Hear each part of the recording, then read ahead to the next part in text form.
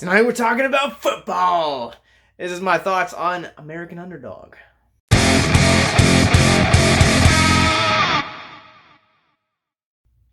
What's going on, guys? Welcome to Victims and Villains. If you guys are new to our content, we create content like what you're watching right now simply to educate and engage individuals like yourself on mental health awareness and suicide prevention through pop culture. My name is Captain Nostalgia. I have the privilege of being both a writer and podcaster here with Victims and Villains. And today we're going to be talking about the rags to riches story of the NFL MVP of 2000 Super Bowl, among many other titles that this man has worn, Mr. Kurt Warner.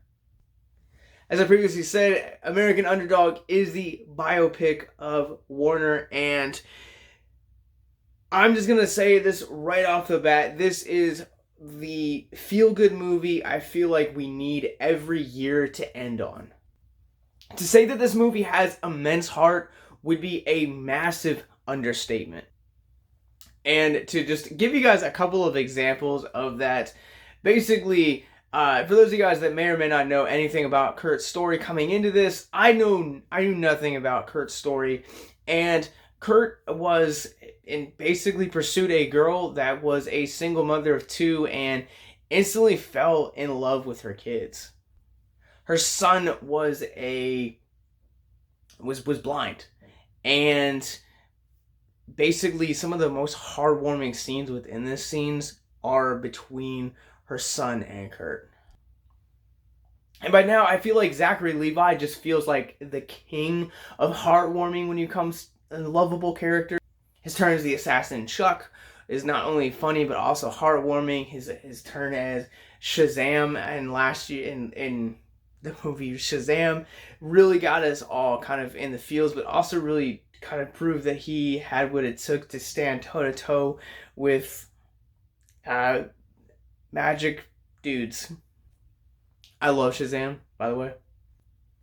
But here he is heartwarming and inspirational in just a variety of different ways, because I feel like when you're watching other things that we've seen Levi do previously up to this point, there's always been a bit of that comedic twist. At least what I've seen him in when he's in Shazam, there's always that tinge of sarcasm there, and there's always that wit with the Chuck character.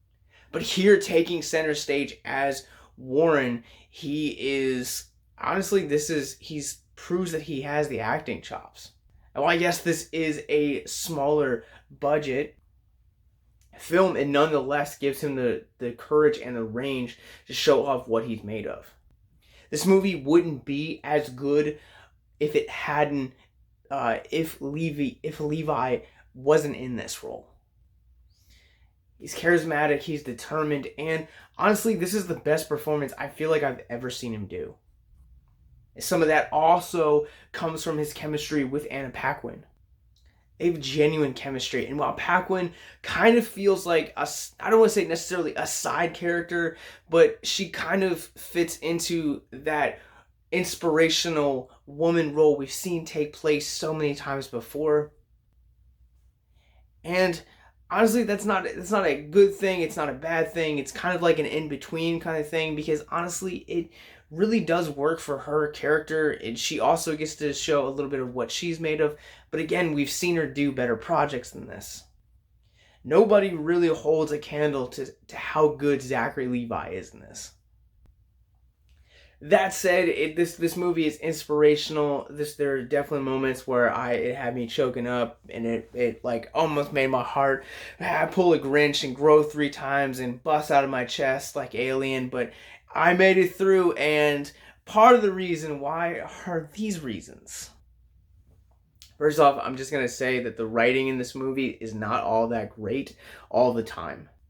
There are definitely moments where the cheese in the writing is just laughable, and it kind of breaks that sentimentality of this being this like heartwarming film, because it takes different directions that kind of feel very hallmarky, but also at the same time, there are certain avenues that kind of just feel a little too heavy on the religious tones.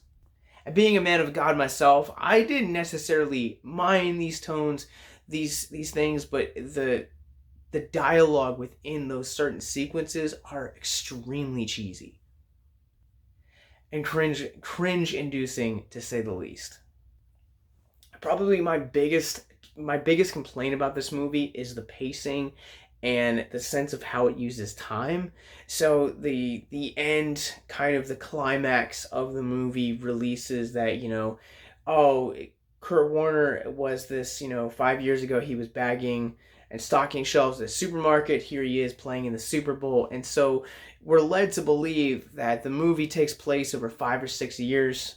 And while it's normal in Hollywood for actors to play in these types of movies, biopics particularly, to play the same character throughout a decade, if not more, of the person's life that they're portraying on the big screen, that's not my complaint. The complaint is that it just kind of seems like there's not the sense of time that exists outside of the climax only suggests it's maybe 3 years max. And my biggest problem with this is that the child actors stay the same. They never actually grow. And my biggest problem with this is the use of his son, Zach. The actor who played him is very young, and during a special feature after the screening, they did talk about how this kid is actually legally blind. And so from that, the habit of not aging the actors forward, we missed out on representation that could have been otherwise represented for a older actor. Despite the flaws of this movie, it's a really heartwarming time, and it's the perfect family film. And if you guys are looking for something to see on Christmas, I highly recommend this movie. Some of the dialogue, like I said, is not great. Some of the pacing is a little weird, and some of the sense of time, again, is really weird. But see this movie for Zachary Levi. He is incredible in this movie. The football will satisfy any sports fans, and on top of that, his chemistry with Anna Paquin is also dynamite as well. I'm going to go ahead and run this through the Rorschach rating scale at a 3.5 out of 5. But let's head to our mental health moment. If you guys are new to our content, Mental Health Moment is where we essentially take a theme of mental health from the film which we have reviewed and expand upon it for just a few minutes. For this film, I'm gonna be looking at the first date between Anna Paquin's character and Zachary Levi. Basically, the two are talking about, she asks why football is such a big deal to him, and he talks about how when he was a kid, his father left, and basically like football kind of became this outlet where he could just escape to, and it was just a healthy place for him to kind of work out some of his frustrations, but also at the same time it ended up being a really big mental health booster for him. And that's kind of what I want to spend a few minutes talking about, is what are you doing for your own mental health? What's your favorite pastime that you can escape to and dive into that just allows you to laugh or cry or scream or go out and tackle someone? Side note, I would not recommend tackling. If you walk away with nothing else to learn in this video, know that Josh, Capt Nostalgia, did not suggest tackling someone to better your mental health. If it's tackling in football, go for it. For me, my journey of mental health kind of unwinding and stuff like that has always been to have certain movies that are in my collection that I will always come back to and always make me laugh. First thing I'm going to say on that list is obviously Mean Girls. That movie, front to back, is just a complete comforter for me.